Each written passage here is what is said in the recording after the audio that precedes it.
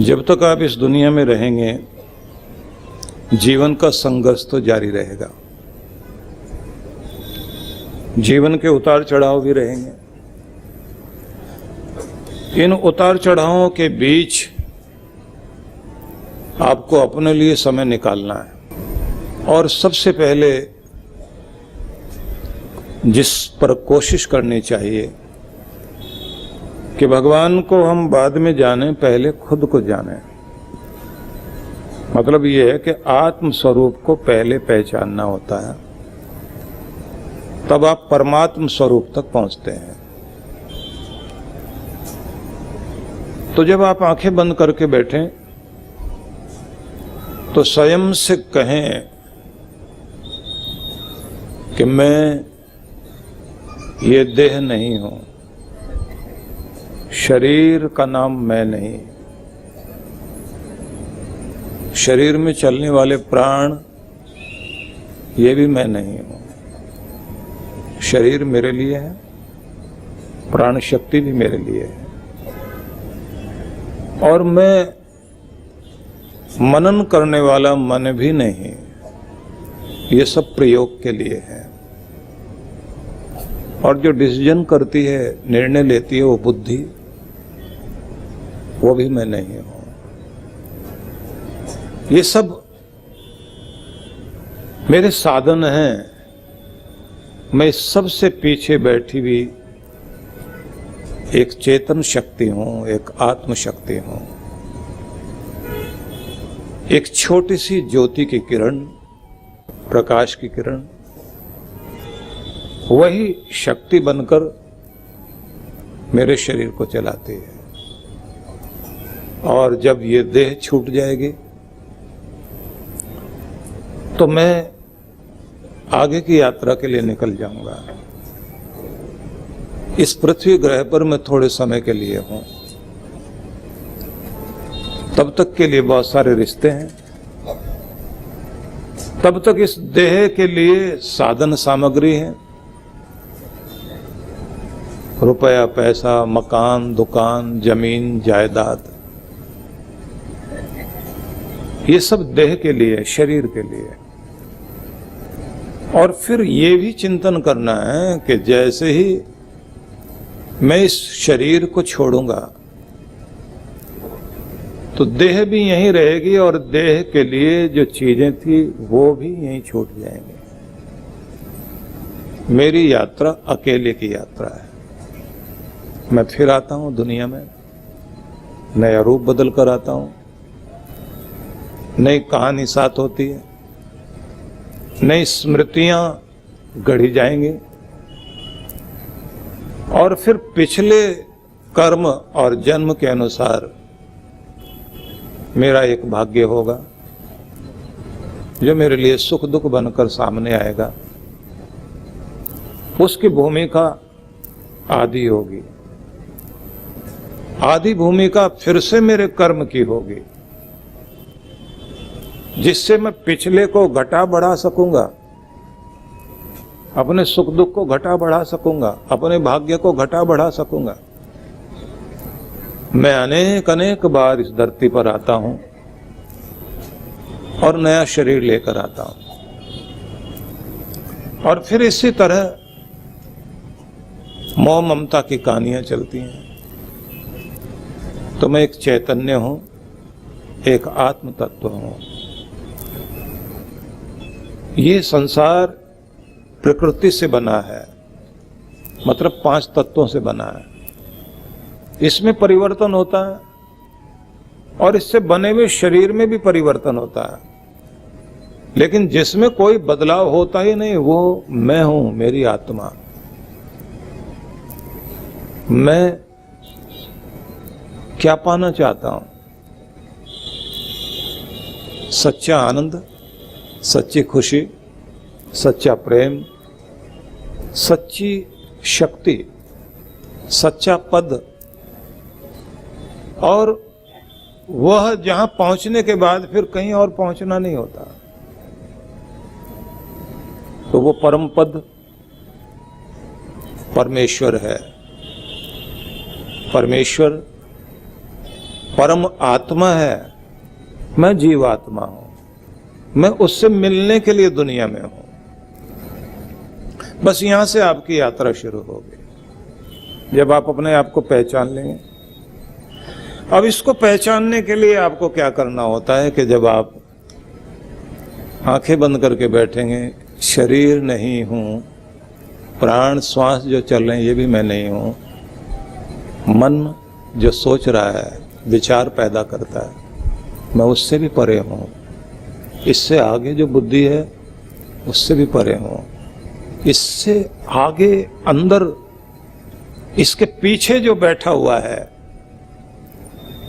वो एक चिंगारी की तरह एक आत्म तत्व में हूं,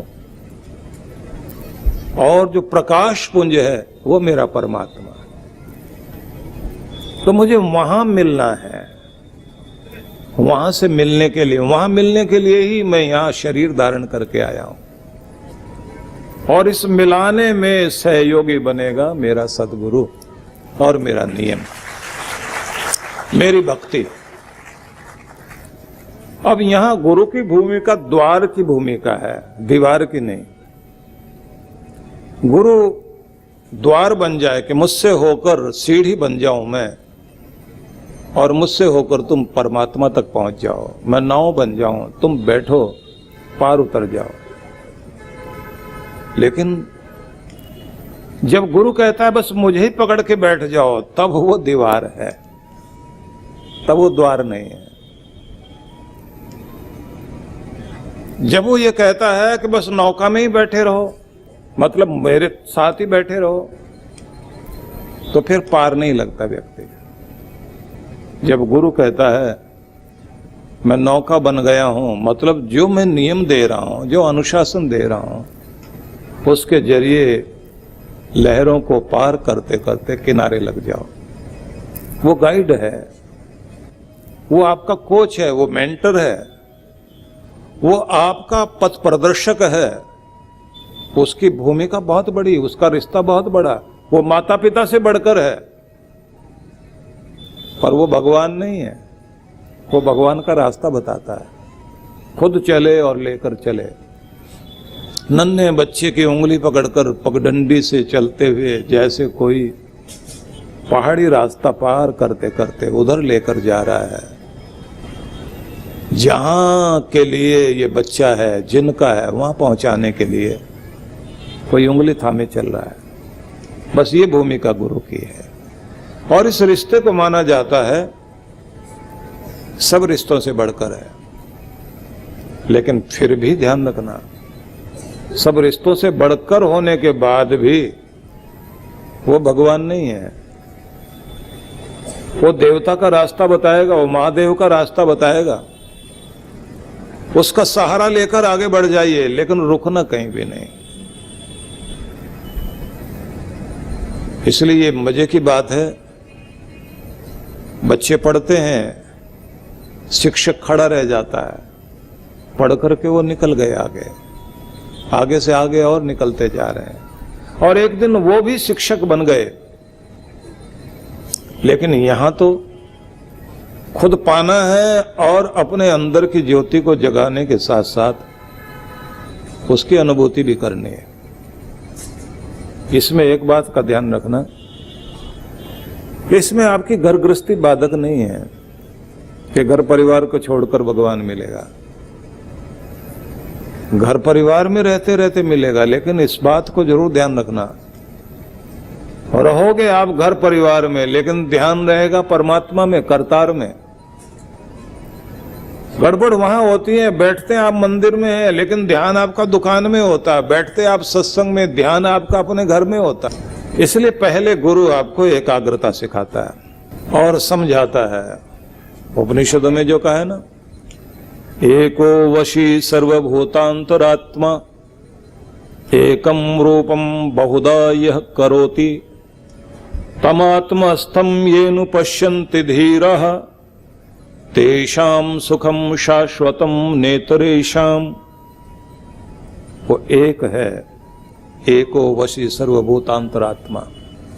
प्राणी मात्र के अंतर में बसा हुआ, सबको प्रेरणा देने वाला, सबको नियमों में बांधने वाला, सबको अपने अनुशासन में चलाने वाला, सूर्य, चंद्र, हवा, पानी, सबको जो अपने नियंत्रण में लेकर चला रहा है, वो एक है।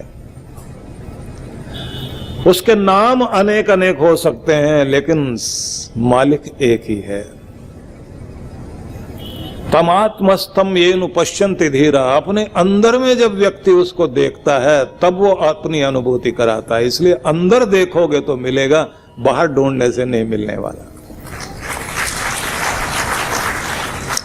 बुद्ध के जीवन में एक गाथा आती है। कोई एक व्यक्ति बोला, 20 साल हो गए मुझे, सारे तीर्थ कर लिए,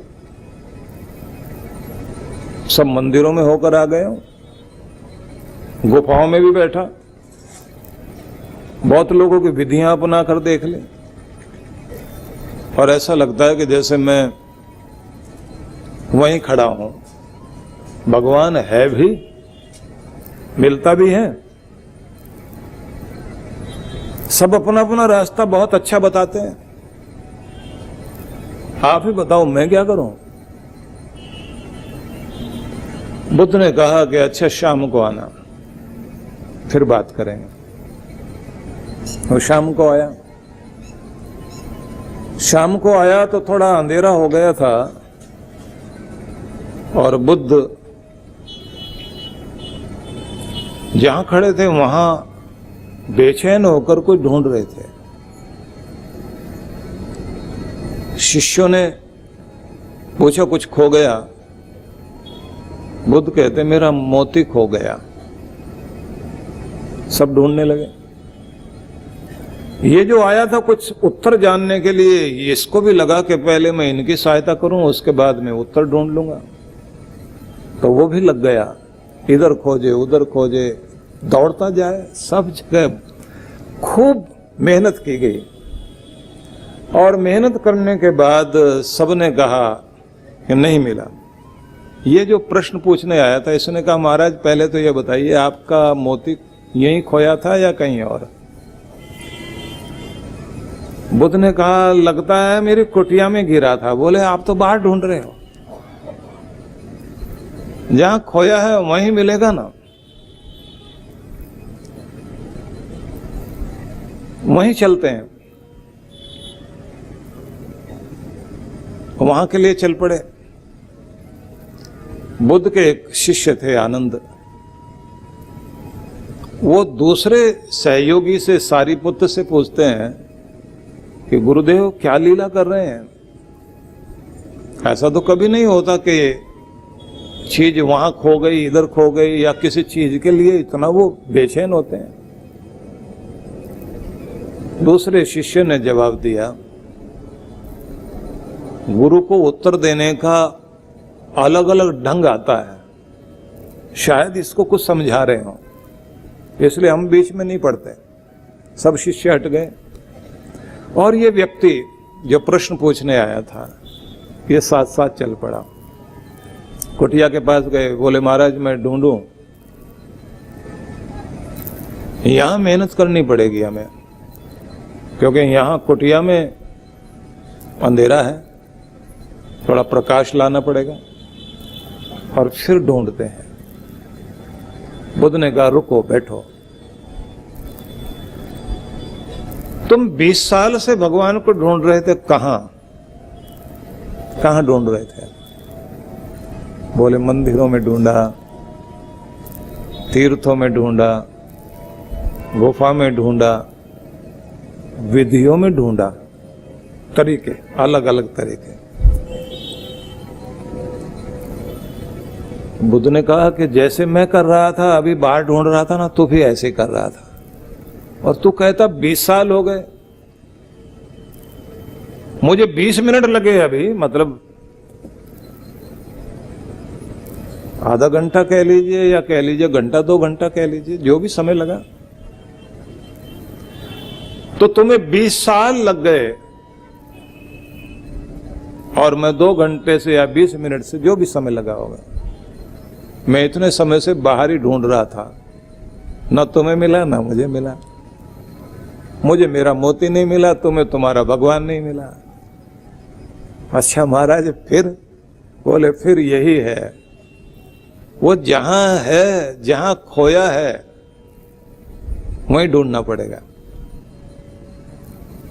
अच्छा तो भगवान कहाँ खोया हुआ है? बोले जो तुम पाना चाहते हो, परम सत्य, वो परम सत्य तुम्हारे अंदर है, और खोया इसलिए है क्योंकि तुम सोए हुए हो। जैसे तुम अपने अंदर जाग जाओगे तो तुम्हारा परम सत्य तुम्हें मिल जाएगा, इसलिए अपने अंदर जाग जाओ। महाराज मैं अंदर कैसे सोया हुआ हूं?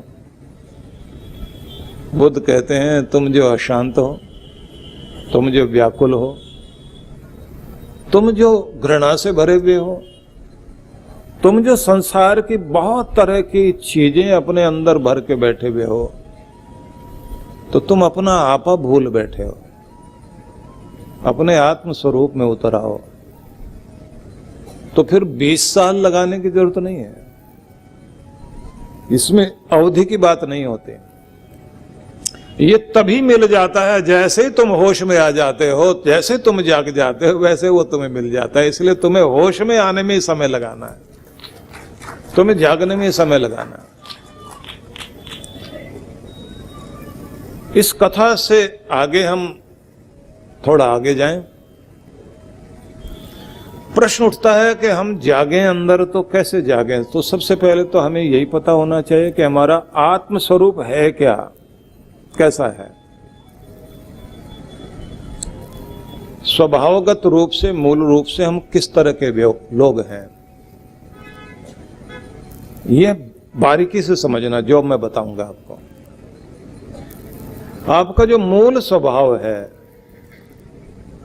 वो है शांति वाला, प्रेम वाला, निश्चिंतता वाला, निर्भयता वाला, दया वाला, सहयोगी रूप, पवित्र और प्रसन्नता से भरपूर रूप ही आपका असली रूप है।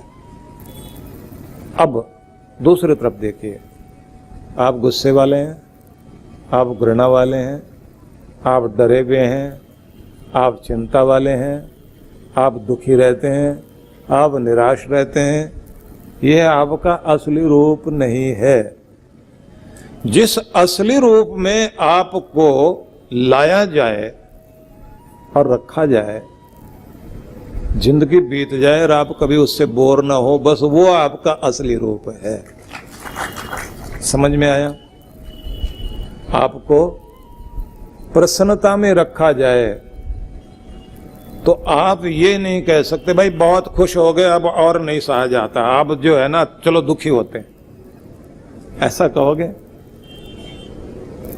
वो घड़ियां कभी ना बीते जिनमें जिंदगी में खुशियां आ गई, मेरे लम्हे रुक जाएं, मेरा वक्त रुक जाए, ये सब चाहते हैं। बीते नहीं वो समय। वो जो एक शायर की पंक्तियां ना कि गम की गुजरती नहीं एक रात और दिन गुजर जाते हैं 100 आराम के। आराम के 100 दिन भी हों ऐसे गुजर जाते हैं जैसे एक पल, और दुख की तो एक घड़ी बितानी भारी हो जाती है। सापेक्षवाद का सिद्धांत भी इसी आधार पे रखा गया, हालांकि इस समय उसकी चर्चा का विषय नहीं है, लेकिन आपको ये मैं बताना चाहता हूं कि हम किसी एक सापेक्षवाद में जीते हैं।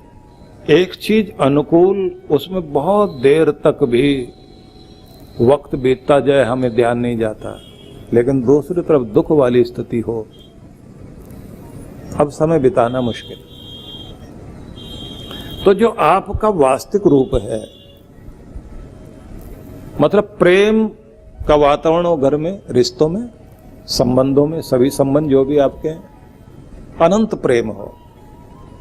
आप कहेंगे मेरी खुशियों को नजर न लग जाए किसी की, मतलब कोई हमारे रिश्तों को, हमारे संबंधों को खराब करने वाला कोई शकुनी, कोई मंथरा घर में न घुस जाए। और दुआ करते हैं आप, ऐसे बनाए रखना भगवान, जैसे मेरी दुनिया सजी हुई ऐसी दुनिया मेरी सजी रहे और भगवान सबके घर में ऐसी खुशियां दे। आप ये मांगते हैं उस समय, क्योंकि वो आपका मूल रूप है। आप अपने उस मूल रूप में टिके रहना चाहते हैं, यह आपकी असलियत है, ये ध्यान रख लेना। घृणा आपका असली रूप नहीं है, प्रेम आपका असली रूप है, जिससे कभी आप ऊबते नहीं। प्रसन्न रहना, प्रेमपूर्ण रहना। अच्छा, निडर रहना, डर से ऊपर उठे रहना। तो आप निडर होकर जीवन जी रहे हो तो उसके बाद आप कहें चलो थोड़ा थोड़ा डरते भी हैं, बहुत निडर होके जी गए, आप 2-4 घंटे के लिए डर डर के जीते हैं, कोई चाहेगा? कोई डर के नहीं जीना चाहेगा।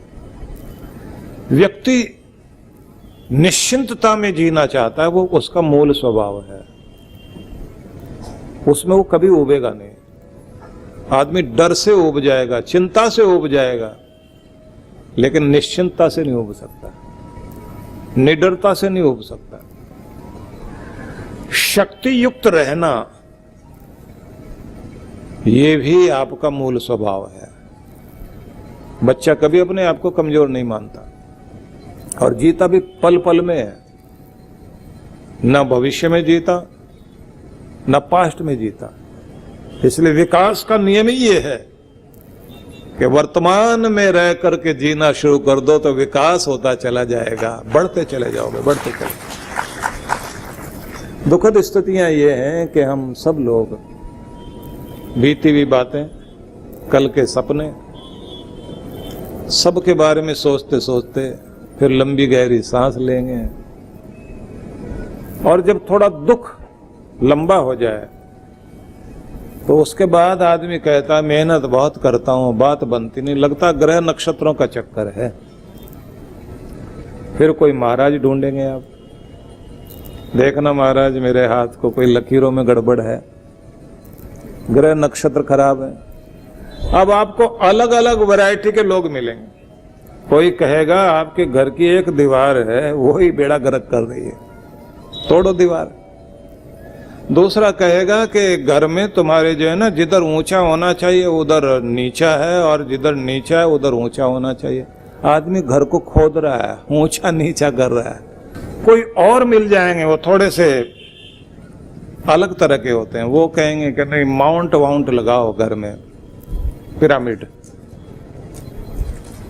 तो हम ये चीज दे रहे हैं आपको, तो ये आप यहाँ चिपका देना। वो बाथरूम में, दीवारों में, जगह जगह जाके आपके कुछ चिपका के जाएंगे, यहाँ ऊंचा कर दिया, यहाँ नीचा कर दिया। अब आपके यहाँ जो नेगेटिव एनर्जी है वो नहीं आएगी। अब नेगेटिव एनर्जी कहाँ से आती है? जब आप विचार निराश रखते हैं, नकारात्मक विचार लाते हैं ना, तो उससे आपका ओरा गड़बड़ होता है। बाहर चेंज करने से कुछ नहीं होता, चीज खोई गई है बाहर तो बाहर ढूंढो, और खो गई है अंदर तो अंदर ढूंढिए। गड़बड़ कहाँ है? बूढ़ी माई जो है अपनी सुई ढूंढ रही थी बाहर, खो गई थी घर के अंदर। जब उससे पूछा बाहर क्यों ढूंढ रही, बोले अंदर अंधेरा है, बाहर लाइट जल रही, यहीं ढूंढ लेते हैं पहले।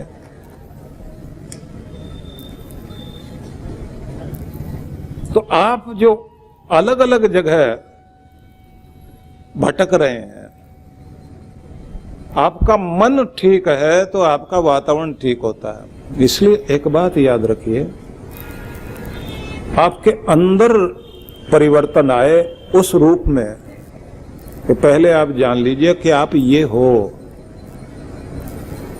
तो आप प्रेम रूप हो, आनंद रूप हो, शक्ति रूप हो, करुणा रूप हो, निर्भयता का रूप हो, निश्चिंतता वाला रूप आपका है।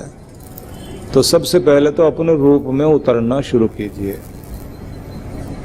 अपने वास्तविक स्वभाव में आना शुरू कीजिए। जब आप खोजते हैं अपने आप को, ये मैं नहीं हूं जो मैं बन गया हूं, मैं घृणा वाला नहीं हूं, मैं तो बहुत प्यार वाला हूं, मैं दुखी रहने वाला निराश व्यक्तित्व नहीं हूं, मैं तो आनंद और प्रसन्नता का पुंज हूं, क्योंकि ऐसा ही मेरा परमात्मा है। मुझे अपने रूप में उतरना है। तुम क्या हो गए हो, ये तो तुम नहीं हो ना। ये क्या हाल बना लिया तुमने। तुम दुनिया में रोने के लिए नहीं आए हो। हर पल तुम्हारे चेहरे पर प्रसन्नता रहे, निश्चिंतता रहे। और समाज में ये होगा, कोई निंदा करेगा, कोई प्रशंसा देगा। किसी की प्रशंसा देने से तुम प्रशंसित नहीं हो जाओगे और किसी की निंदा कर देने से कुछ निंदित नहीं हो जाओगे। आप अपने आनंद रूप में रहो, अपने में स्थिर रहो।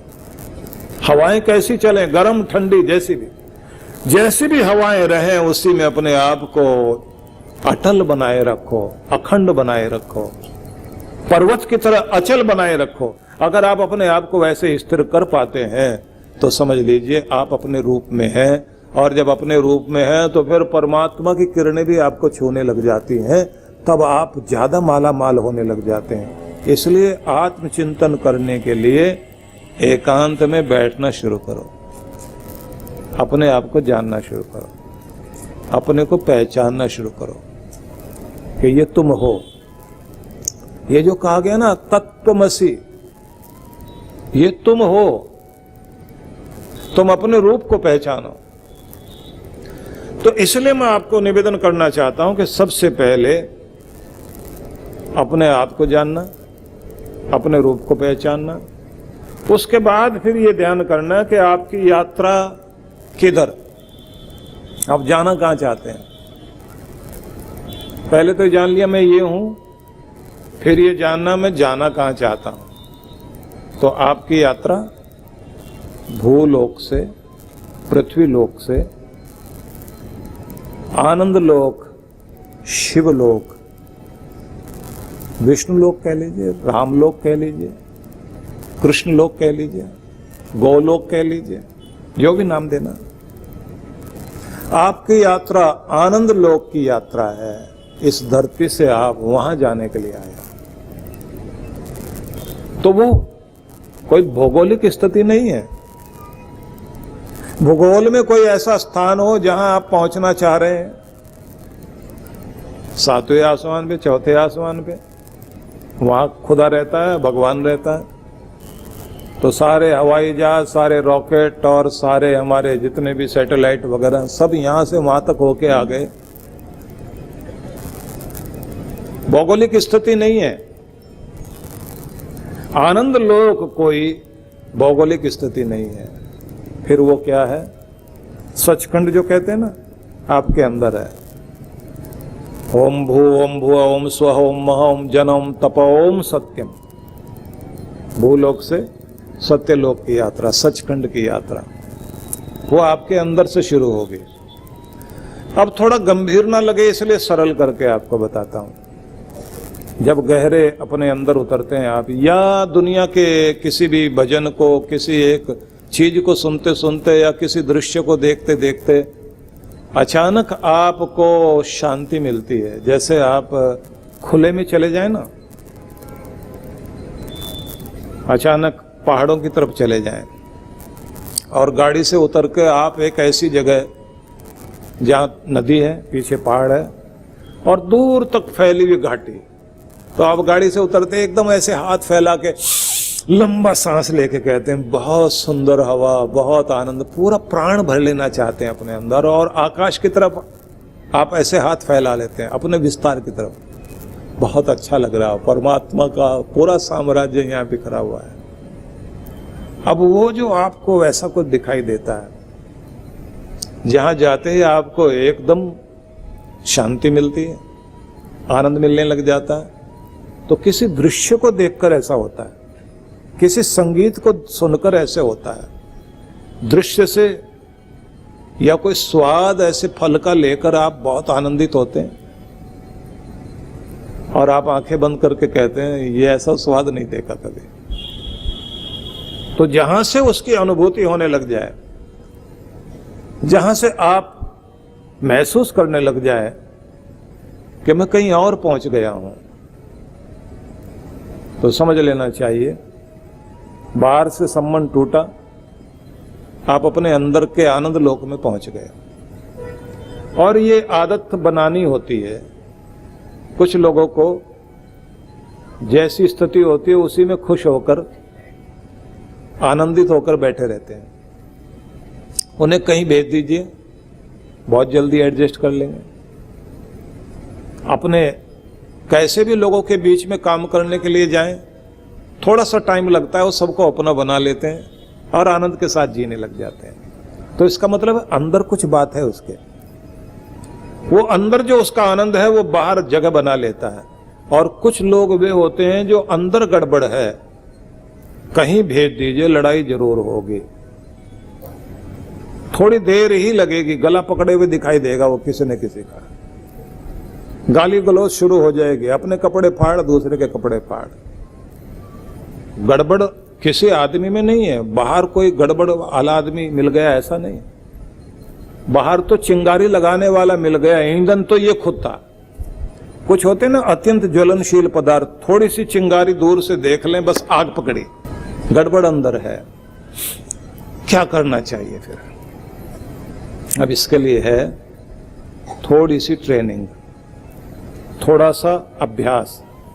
कैसे बैठें, कैसे अपने आप को पाएं, कैसे आनंदित हो जाएं, कैसे परिस्थितियों के बीच भी अनुकूलता बना सकें। पूरी दुनिया में काम हो रहा है। डॉक्टर गोलमैन ने एक प्रयोग किया था, इमोशन नाम पर एक बुक लिखी उन्होंने, द इमोशन। और ये जो IQ, EQ, SQ, RQ, AQ, ये तरह तरह की जो मानसिक अवस्थाएं व्यक्ति की, या कहना चाहिए मानसिक भावनात्मक बुद्धिमत्ता जो है, इस पर उन्होंने काम किया।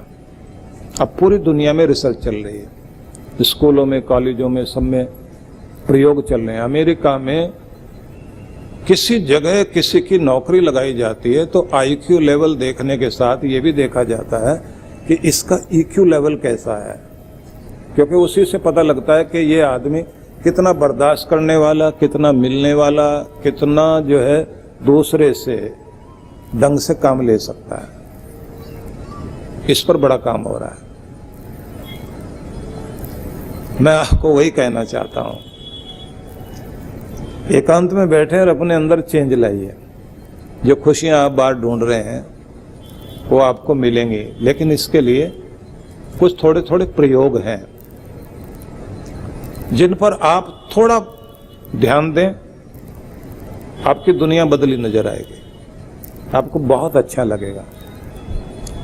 तो इसलिए कृष्ण भगवान ने जो ये कहा ना, संतुष्ट सततम योगी यत् आत्मा दृढ़ निश्चय, सतत संतुष्टि, सतत तृप्ति किसी भक्त की जिंदगी का एक बड़ा गुण है। संतुष्ट हो, तृप्त हो, भगवान ने बहुत दे रखा है, बहुत मेहर है उसकी। कृतज्ञ हो जाएं, धन्यवादी बन जाएं। यत्आत्मा दृढ़ निश्चय, और हर पल लगन उससे लगी रहे।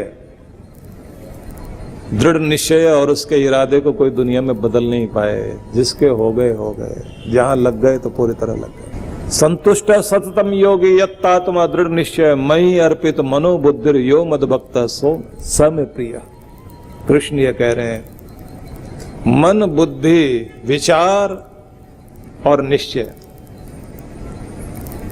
सब जिसने मेरे साथ ही जोड़ लिया हो, ऐसा जो भक्ति में लीन है, कृष्ण कहते हैं स में प्रिय, वो मेरा प्यारा है। और वैसा होने के लिए मदद जो है सद्गुरु करता है। तो उसमें कुछ मैं सहयोग कर सकूं, उसकी चेष्टा मैं करूंगा। आना आपका काम है और आगे ले जाना मेरा काम है। बात तो बनेगी, थोड़ा नियम बन जाए, थोड़ा अनुशासन बन जाए, थोड़ी व्यवस्थित हो जाए, थोड़े योजनाबद्ध हो जाए। और जैसे आप चल रहे हैं ऐसे अगर आप कहोगे कि ऐसी निभेगी कब तक, जब तक चलेगी तब तक, ऐसे नहीं। कभी तो बदलाव आए, कभी तो चेंज आए, कभी तो संभलने का मौका मिले, कभी तो सोचने का मौका मिले। अब अपनी अपनी ईगो को थोड़े समय के लिए आप हटा के आइए।